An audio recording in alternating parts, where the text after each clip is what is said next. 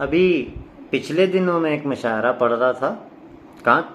कश्मीर में बहुत सारा बड़ा सारा क्राउड था। जब स्टेज पर मुझको बुलाया गया, हाँ बेटे बोलना नहीं। अभी पिछले दिनों में एक मुशायरा पढ़ रहा था। किस जगह? कश्मीर में।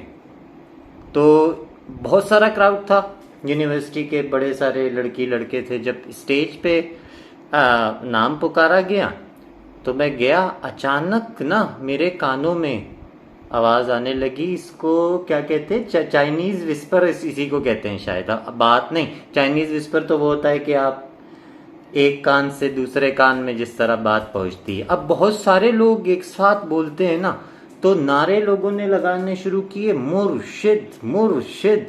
और मेरे कानों तक आवाज आई बुलशिट बुलशिट। मुझे लगा बुलशिट बुलशिट कह रहे हैं, भाग गया मैं स्टेज से।